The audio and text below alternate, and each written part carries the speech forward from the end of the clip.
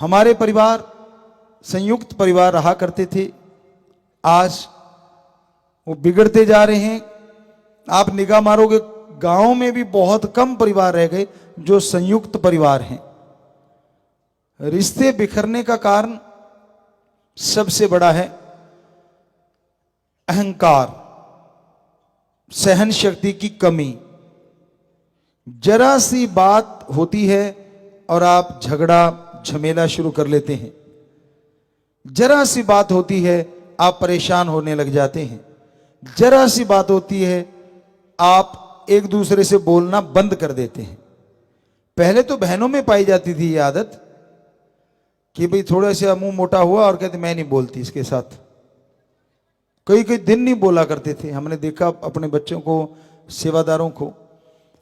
पर अब तो भाई आपको पता है हर चीज में मुकाबला हो गया, बराबर के हकदार हो गए। कहते हम कौन सा कम है, तो इन्होंने भी बोलना छोड़ देते हैं आपस में। वो निकलेगा दूसरा साइड में हो जाएगा, इसको निकलने दो। फिर माथे लगाना भी पसंद नहीं करते। क्यों? आपकी रगों में एक ही मां बाप का खून है, एक ही मां के गर्भ में आप पले बड़े हुए हैं, एक ही मां का दूध पिया है, एक ही बाप और मां के परिवरिश में आप बड़े हुए हैं। उसी मां बाप ने आपको पढ़ाया लिखाया। फिर ऐसा क्या आ गया कि उस खून में जहर बनने लगा? उसका कारण अहंकार है, धन दौलत है, जमीन जायदाद है, औरत या मर्द है। क्योंकि बेटे बेटियों में ये चल रहा है तो वो झगड़े हो गए। एक और भी बड़ा कारण है गलत सोहबत, गलत संग करना। वो भी एक बहुत बड़ा कारण है। क्योंकि एक कहावत है कि उंगली लगाने वाले बहुत होते हैं।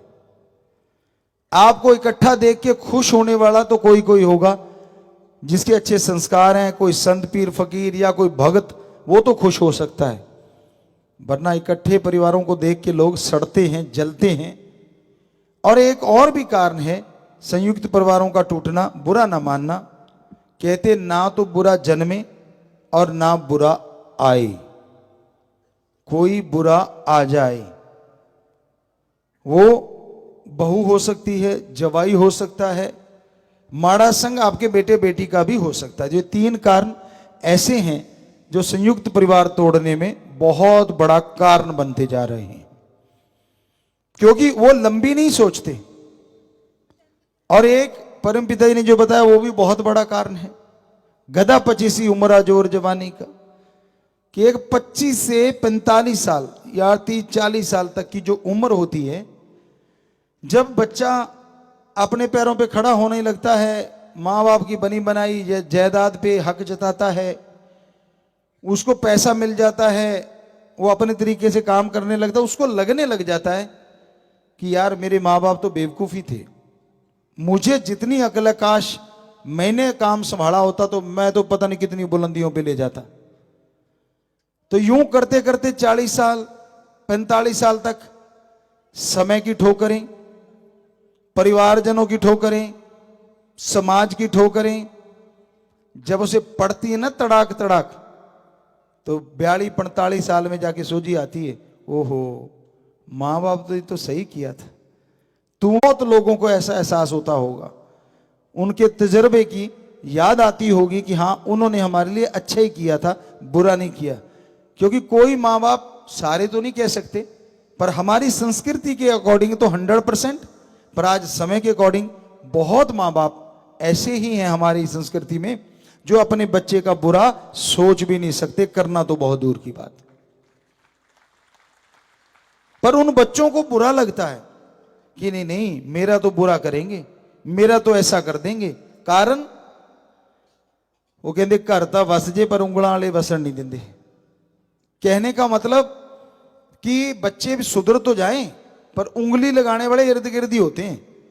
झूठी अफवाह, झूठी बातें दिलो दिमाग में डाल देते हैं और बच्चे उन पे चल के और घर परिवार बिखर जाते हैं, तिनकों की तरह बिखर जाते हैं।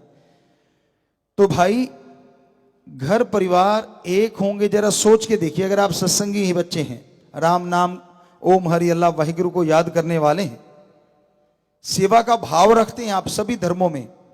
जरा सोच के देखिए, मान लीजिए आपके चाचा ताऊ बाप दो तीन भाई हैं, आगे उनके दो दो बच्चे हो गए तो 6 वो हो गए, 3 वो 9। अब उनमें से अगर 3 बच्चे मानवता की भलाई भी करेंगे बारी बारी से जाके, तो घर के काम धंधे में नुकसान भी नहीं होगा और राम नाम अल्लाह वाहिगुरु की याद में भी आप माला माल रहेंगे। कितना बढ़िया है। शादी में कोई चले गए 2-3 तो बाकी संभाल लेंगे घर को। पहले होता था ऐसा, हमारा कल्चर था, सारे भाई इकट्ठे रहते थे। एक होता था हाड़ी, एक होता था पाड़ी। हाड़ी जो खेतों में हल चलाता था, सारे खेत धंधे का काम वही संभालता था।